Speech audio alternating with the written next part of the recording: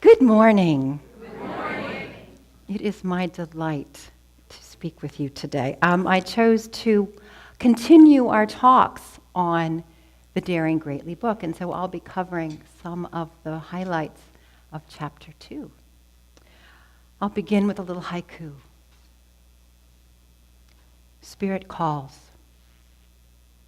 I shed my desires and leap joyfully into the abyss. Immediately, I am enfolded in pure love.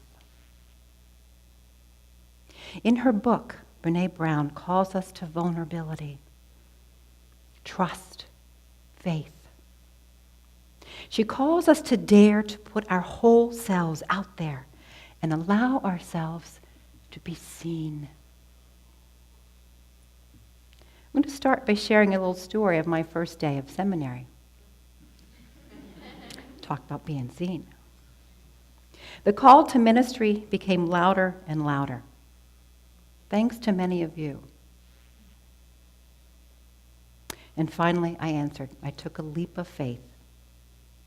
The interfaith seminary I chose is in New York City. On my first day, I got off the train at Penn Station into the chaos, as you know, that is New York City. And I'm not a city person. I punched in the address on my phone and started off through the crowd, all the while thinking, what on earth am I doing? What was I thinking? Am I nuts? I hate New York. I apologize to those who love New York. I found the address, and as soon as I entered the lobby and was greeted, my name was indeed on the list. And the people there were nice. They weren't crazy. I got to the elevator, and as I got off, the door opened into a homey office suite, complete with large classroom and a bookstore just like ours. Class started with a prayer and beautiful music. We then had an exercise, which clinched it for me. We had to go around to these people we had never met and say, I am here to be seen. And we would reply to our partner, I see you. I'm here to be seen, and I see you. It was very, very powerful. You see, in my school, there's a phenomenon called the deeper curriculum, which serves as the underpinning of our academic learning. Not only are we learning academic skills, but the environment is set up such as we cannot help but be vulnerable as we explore our paths as ministers in training. Our teachers help us learn that we will not be effective ministers unless we experience the connectedness, the pain, the joy, the uncertainty, and the general messiness of life ourselves. We cannot insulate ourselves from our own unhealed places and expect to assist others in healing theirs. So as a group, we've learned to trust one another in our inner work. And this is one of the reasons that we come together, we come together in spiritual community. We come to this this room that has been sanctified year after year, decade after decade, with love, with joy, with connectedness. We come here to be seen, to share our ideas, our struggles, our inspirations. We come together to celebrate our connectedness. And on that note, I want to give a shout out to the Resolutions to Results group. You know who you are. We share our triumphs, our tribulations, and we support one another. Brené Brown writes, connection is why we're here. In order for connection to happen, we have to let ourselves be seen. So, what does vulnerability look like? Here's some samples from the book. sharing an unpopular opinion, standing up for a friend, asking for help, saying no, trying something new, admitting I'm afraid, presenting my product to the world and getting no response, exercising in public, especially when I don't know what I'm doing and I'm out of shape. So, a couple shout outs here. What does vulnerability mean to you? Shout out. Honesty.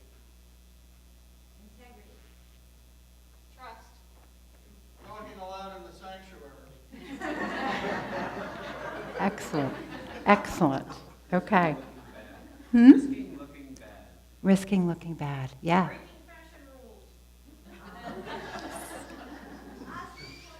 Asking for help. Awesome. Excellent. Okay. So the author emphasizes that contrary to popular opinion, vulnerability sounds like truth and feels like courage. She writes, truth and courage aren't always comfortable, but they are never weakness. She then asks the question, how does vulnerability feel? Here's some answers. Going out on a limb, a very high, high limb. A lump in my throat and a knot in my chest. Freedom and liberation. Letting go of control. Sweaty palms and racing heart. It's taking off the mask and hoping the real me isn't too disappointing. So how does it feel to you? How does vulnerability feel? Like falling in the abyss. Okay. I feel alive. Alive? Okay. Who else? Scary. Scary? Mm-hmm. What else? Scary. Challenging. Okay. Guess what? We just celebrated vulnerability. You guys just put yourselves out there. Yay.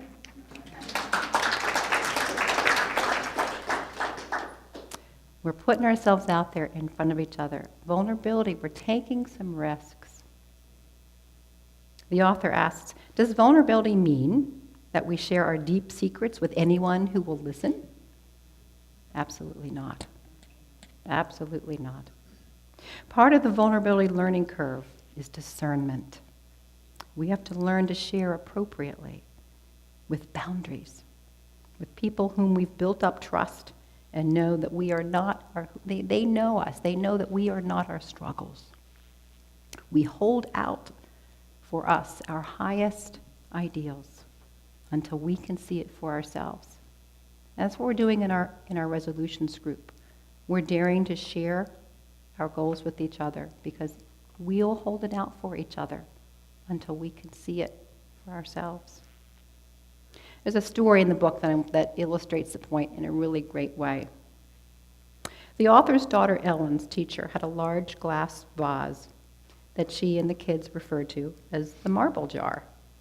She kept a bag of colored marbles next to the jar, and whenever the class was collectively making good choices, she would throw some marbles into the jar.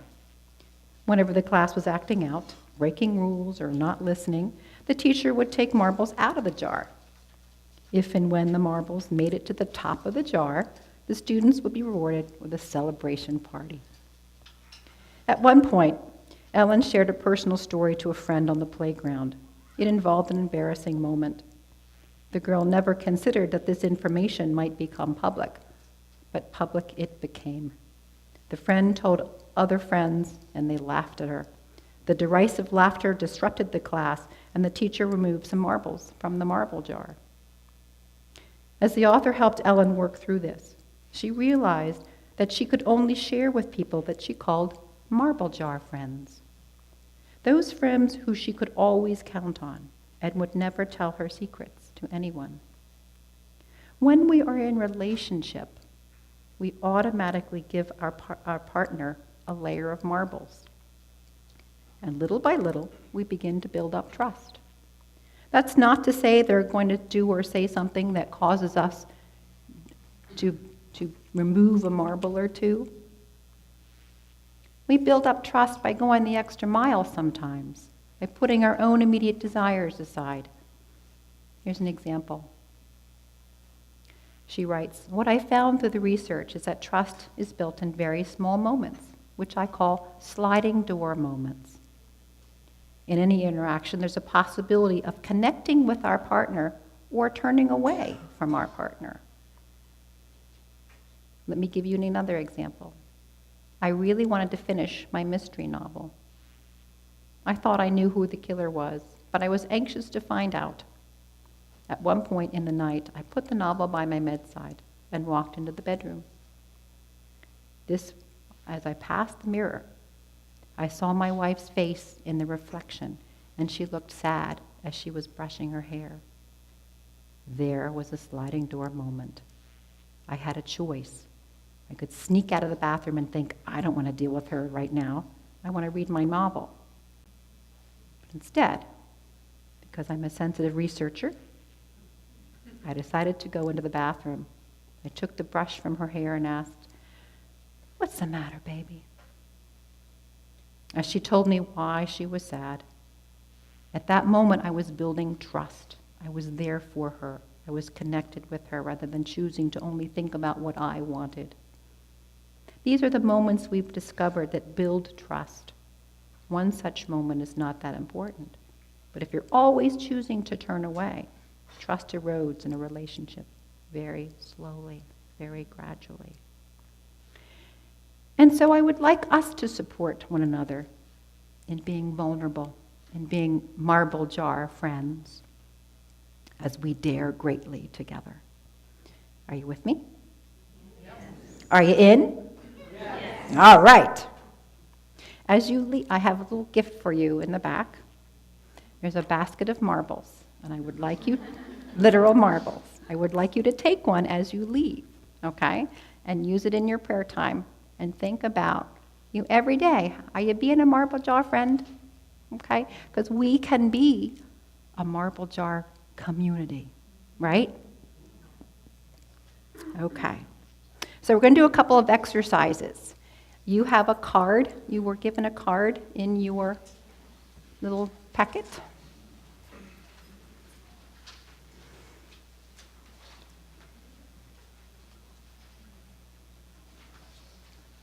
Everybody got their card? Okay, good. So, the first exercise, what you're going to do is just sit quietly and relax. You have something to write? You have a pen? Right, we're good? Okay. Who does not have a pen? Raise your hand if you don't have a pen. Okay.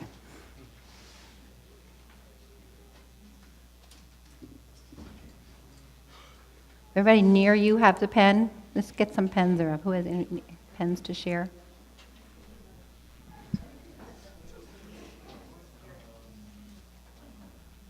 Oh, we see. We're being marble jar friends. We're sharing our pens with everybody. This is good.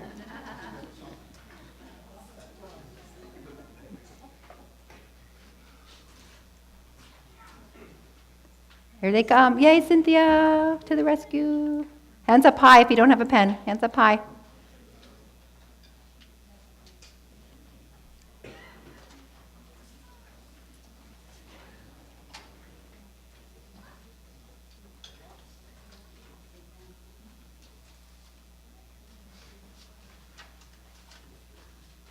All right. So, what I would like you to do is close your eyes and get quiet for a second. Relax. Relax. Couple of deep breaths. Relax. Just relax. Enjoy this moment. We've come together in spiritual community to support each other. Just relax. Take another deep breath. Let everything go. Feel peace. Feel complete relaxation and peace.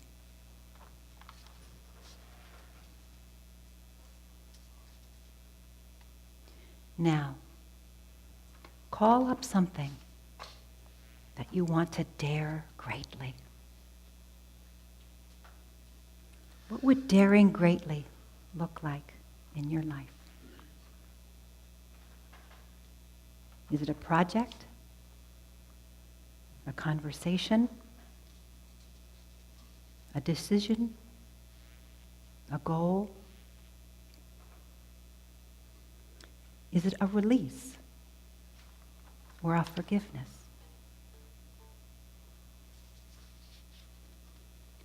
Sit with that for a moment. And when something comes to mind, write it on your card.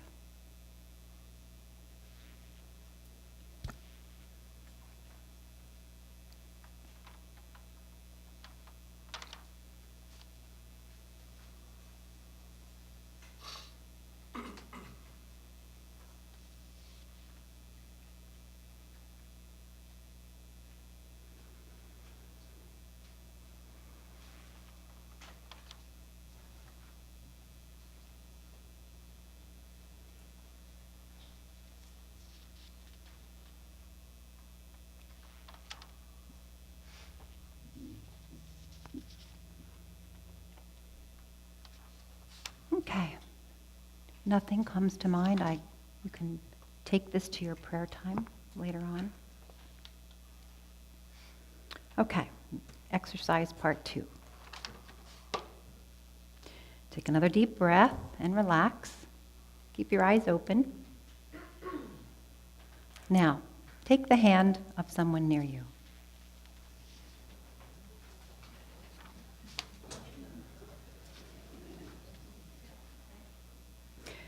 Look in their eyes and smile.